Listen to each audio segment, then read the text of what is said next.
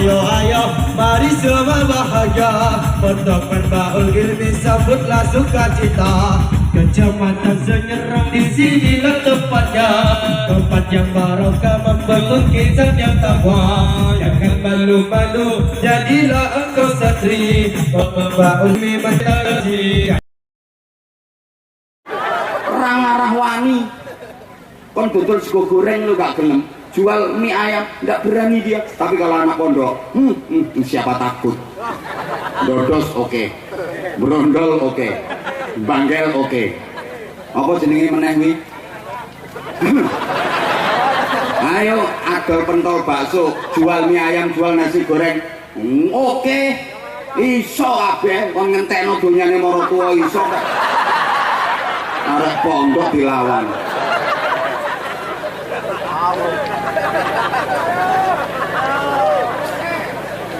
Gak isinan anak pondok kan gak paten duwe isin.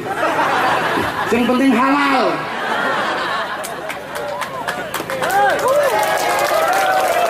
Walaupun pekerjaan dianggap rendahan, anak pondok gak akan malu. Yang penting halal. Daripada pekerjaan orang atasan tapi haram, ngemplok jatahnya duwe rakyat ayo.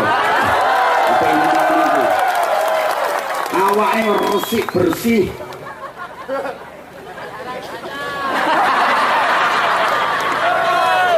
Yang melinti, mulus-mulus ambune wangi, kemana-mana dipanggil yang terhormat, padahal bajingan tengi.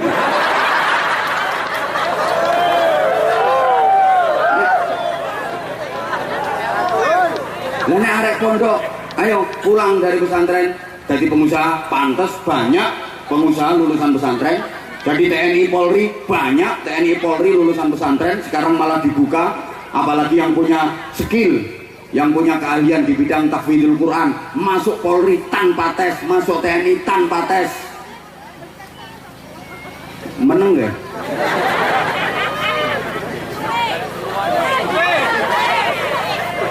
Jadi opo iso anak pondok, oke, pulang suruh khutbah siap, suruh ngimami siap, suruh mimpin istighosah tahlil siap, ada acara walimah, ada acara apa suruh sambutan siap. Anak pondok, lainnya anak musim sarjana lengkap, biayanya ratusan juta lah. Konopo itu?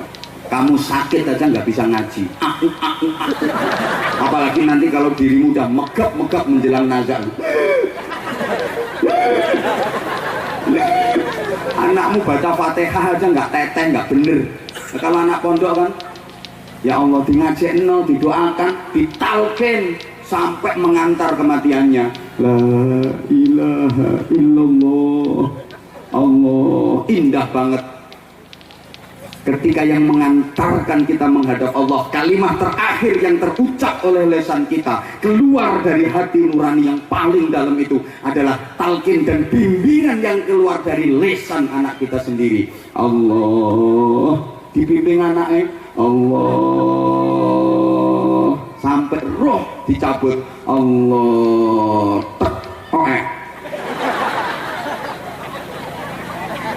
terus yang larangnya anaknya yang membimbing.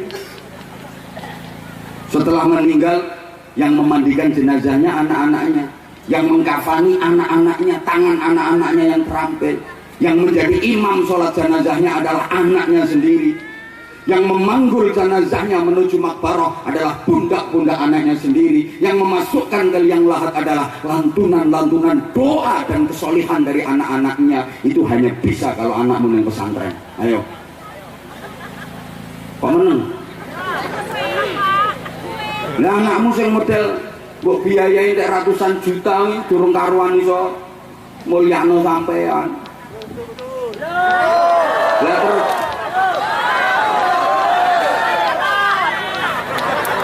maka saya katakan ini sebuah solusi. Nah, sama nek pengen ceritane pondok pesantren awalnya itu dulu mulai dari zaman Nabi Allah Ibrahim alaihi salam.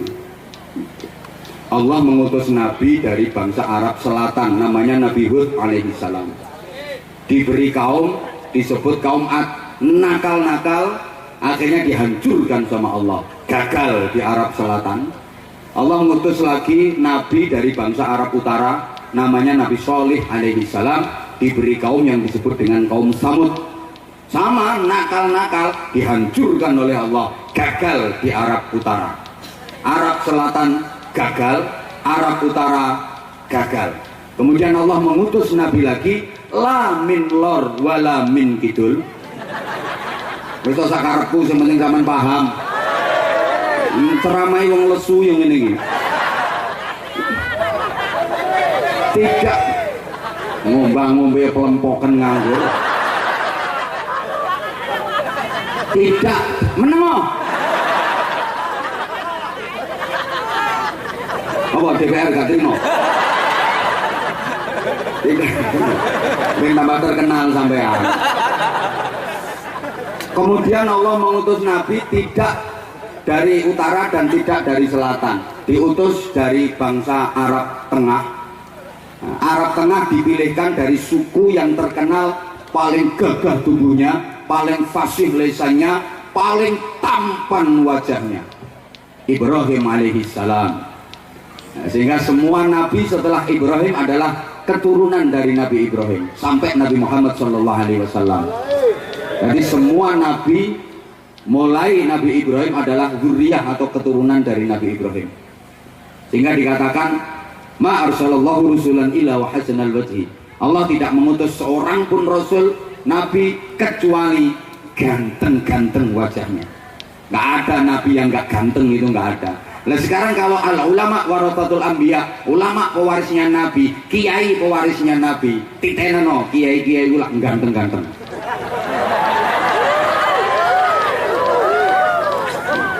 Maksudnya gini, maksudnya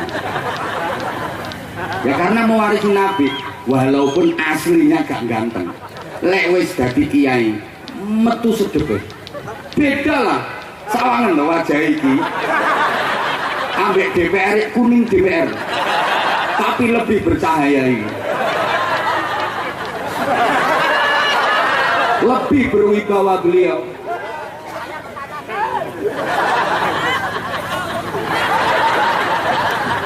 Kurang cetok, ayo sawangan, raiku sawangan.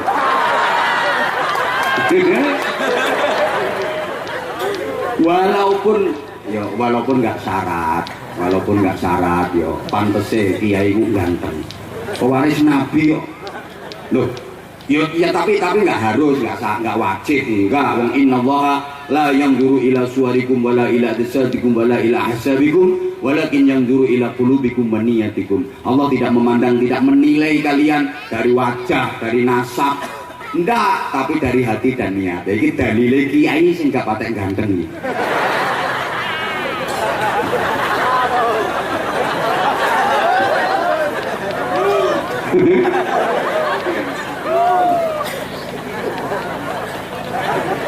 Udah, Nabi Ibrahim alaihissalam punya putra dari jalur istri Siti Hajar, nama putranya Nabi Ismail alaihissalam. Oleh Allah, Nabi Ismail diberi pusaka berupa Masjidil Haram di Makkahul Mukarramah. Kemudian punya putra lagi dari jalur istri Siti Sarah, namanya Nabi Ishak alaihissalam. Nabi Ishak ini oleh Allah dikasih pusaka berupa Masjidil Aqsa di Palestina. Sehingga Isra Mi'rajnya Rasulullah, perjalanan itu dimulai minal Masjidil Haram ilal Masjidil. Lho iki ana urutane. Angel lho golek kiai nerang model ini. Makanya yo larang. Larang. Pengen murah yo ketua RT-mu kon ceramah. Nah iya. Larang murah itu tergantung kualitas.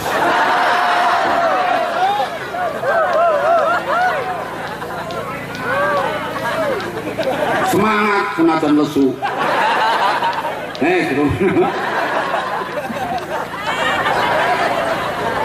maaf Pak DPR, saya mohon maaf Ibu ya, saya siang-siang pakai jaket soalnya gantine kelambiku nduwune mobil sing kepethol, mobil yang nggak bisa lewat. Jadi saya bawa ganti mobil di mobil sana. Nah ini tadi saya diangkut pakai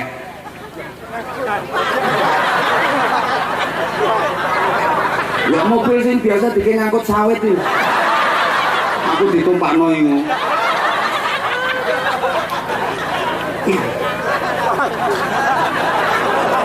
Ujian tenan wong kene.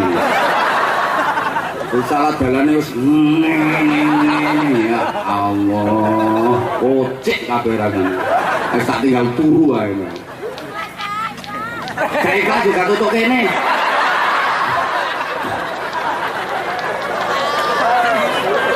Kok salah kaya ngono. Ya udah nyampe situ. Ganti bajuku ini di situ semua. Gak usah koper aku. Bukan artis. Jadi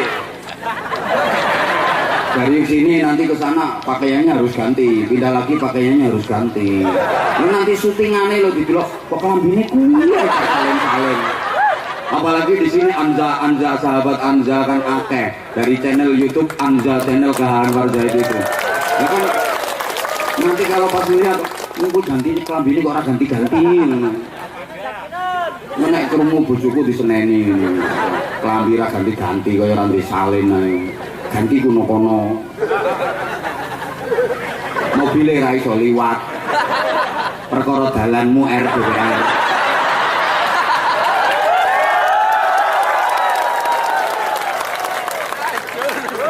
Itu tepuk tangannya biyen milih wong iki ora?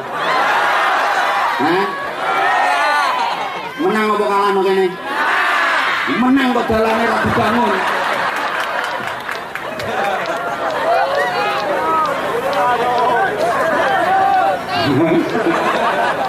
Yo gantian, kan anggaran itu berapa?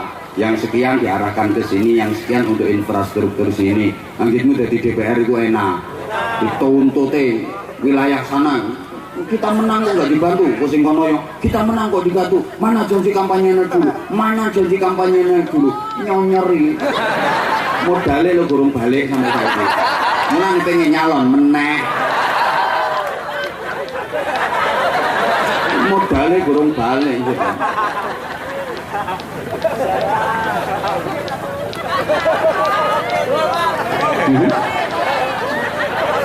Allahumma sholli ala Muhammad. Tekan di mau. Nah terus wis meneng dari jalur Nabi Ismail itu melahirkan bangsa-bangsa Arab di Timur Tengah. Jadi negara-negara Timur Tengah itu warganya rata-rata jalur keturunan dari Nabi Ismail alaihi salam. Nabi Ishak punya anak namanya Is dari jalur yang Nabi Ishak sendiri. Halo. Nabi Ishak sendiri melahirkan keturunan Bani Israel. Rungokno. Ya, titik-titik cek paham sejarah sampean. Nabi Ishak melahirkan keturunan Bani Israel. Nah, Bani Israel itu bangsa pinter, bangsa penguasa, bangsa orang-orang pinter, tapi serakah. Bahkan Israel itu gudangnya para nabi. Semua nabi zaman itu harus dari Israel. Memang Israel itu gudangnya nabi, gudangnya nabi. Saking serakahnya orang Israel, dulu kalau ada nabi yang bukan dari Bani Israel, itu gimana caranya supaya bisa jadi Israel? Diambil menantu biar jadi Israel. Itu serakai wong Israel. Sampai nabi pun ingin mereka kuasai. Mereka nggak mau menerima nabi yang bukan dari Israel. Sehingga sampai sekarang Israel nggak pernah mau mengakui Rasulullah Muhammad Shallallahu Alaihi Wasallam. Kenapa? Karena bukan dari keturunan Bani Israel. Paham? Paham? Wis gak paham ya wis ngomong paham lho aku ben seneng. Gak nrimo. Saking serakai, semua mau dikuasai, sampai nabi pun pengen dikuasai. Kalau ada nabi yang bukan dari Israel, itu diambil menantu biar jadi Israel. Contoh, Nabi Ayub itu nabinya bangsa Eropa. Nabi Ayub itu nabinya bangsa Eropa. Akhirnya diambil menantu cucu sama Nabi Yusuf alaihi salam, dinikahkan dengan cucunya Nabi Yusuf yang bernama Siti Rohmah. Akhirnya Nabi Ayub diboyong ke Israel, bangsa Eropa kelangan nabi. Tapi lumayan, udah pernah punya nabi meskipun akhirnya kehilangan. Tapi kan udah pernah punya nabi Eropa. Daripada Indonesia setiap ada nabi pasti palsu. Sekarang aku jadi nabi 2 hari lagi tangkep polisi. Indonesia kan masa ono nabi Ahmad Musaddiq guru olahraga ngaku jadi nabi. Aneh-aneh mau malah ono nabi wedok Lia Edan. Suwe-suwe ngaku malaikat Jibril yo. Wih. Nabi Yakub, rungokno to sayang.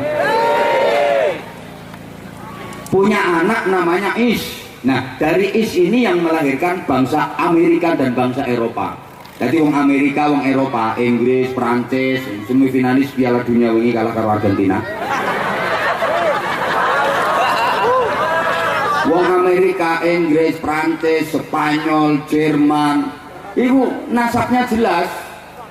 Dari Is bin Yakub, Yakub bin Ishak, Ishak bin Ibrahim. Jelas nasabnya. Sing gak patek jelas nasabnya wong sing nyerang. Ini kan gak jelas nasabnya. Iso-iso diurut munggah tekan Raja Fir'aun.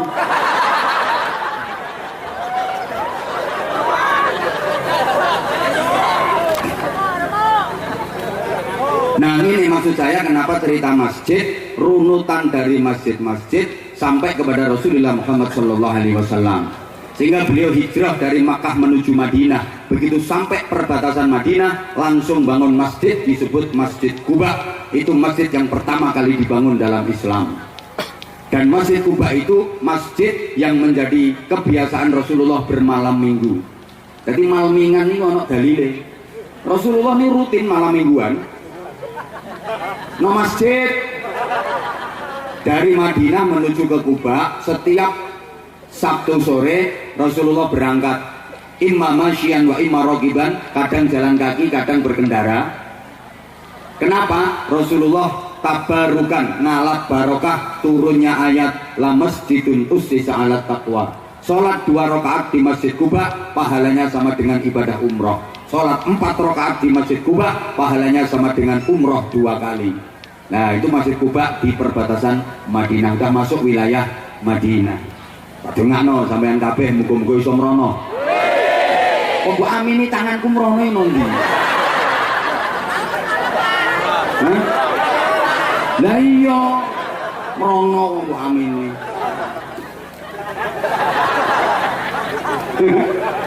Saya nggak berani mendoakan sampean haji, Kak Kawani. Soalnya haji itu sekarang ada syarat paling berat, bukan duit. Syaratnya yang paling berat itu as-sabru bil antrian. Antriannya yang Masya Allah 30 tahun lebih, 40 tahun lebih. Jawa Timur udah 50 tahun lebih. Daftar saiki berangkatnya 50 tahun lagi. Nah, kalau sekarang umurnya udah 60 tahun, kematean kan. Ada yang plus itu antriannya 7 tahun.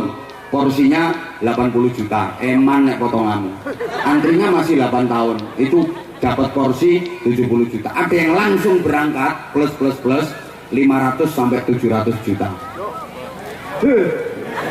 Nek potonganmu gak ngiro.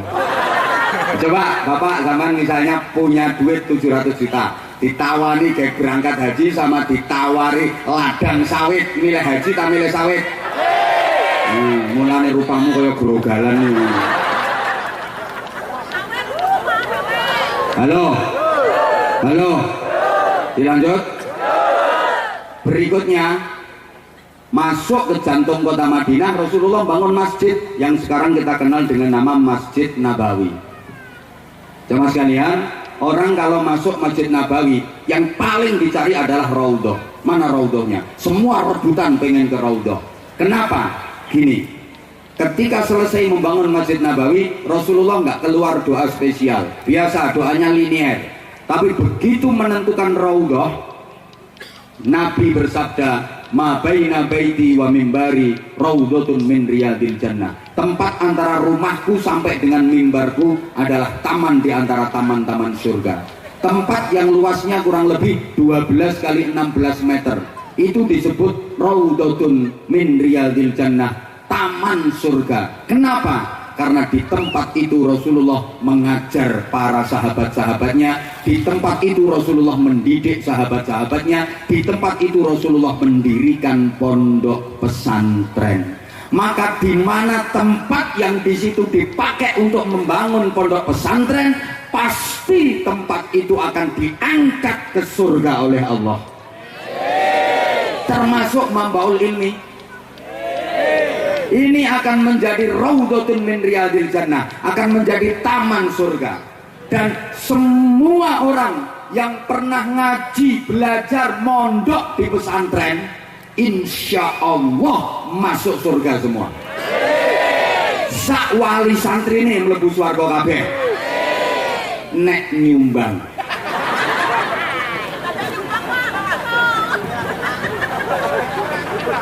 Sak DPR mlebu swarga nek nyumbang.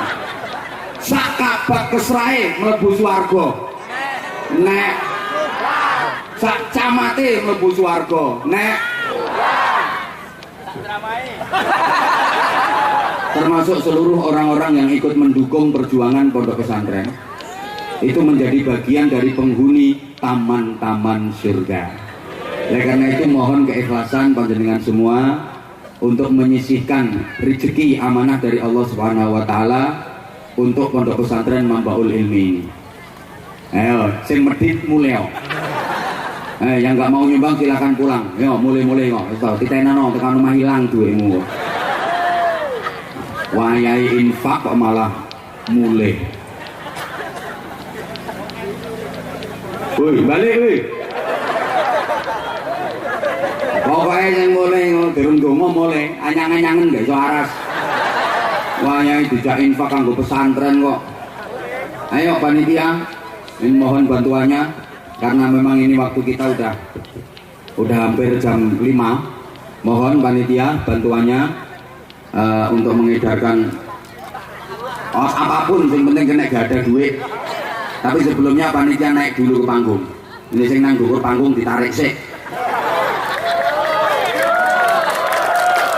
Kayak contoh, pokoknya yang di atas panggung ditarik dulu, infak dulu, kayak contoh. Salahnya wani munggah. Nek kamu munggah, meduno, gak apa-apa. Ayo yang di atas panggung dulu. Sebelum panitia jalan, tolong Bapak Ibu siapkan infak terbaik untuk pembangunan pesantren ini. Monggo sing nang dhuwur panggung dhisik. Ayo DPR barang niku. Nek kanggo duit transfer. Monggo. Bentar, panitia jangan jalan dulu, bentar, nanti dikomando bareng-bareng sholawatan. Monggo yang di atas panggung dulu ditarik. Ayo. Ndi sing narik nang panggung? Ayo urut kabeh. Tak terserah bareng iki tarik. Iya ini barang ya. Ayo tak delok esek wong-wong itu lho.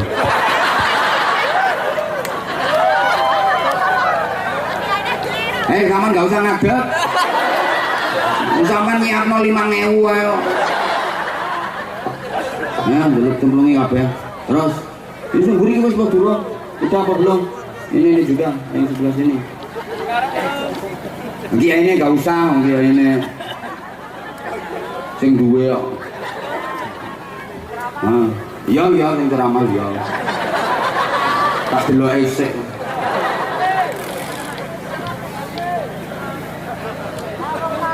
Nah, gini, udah semua sini.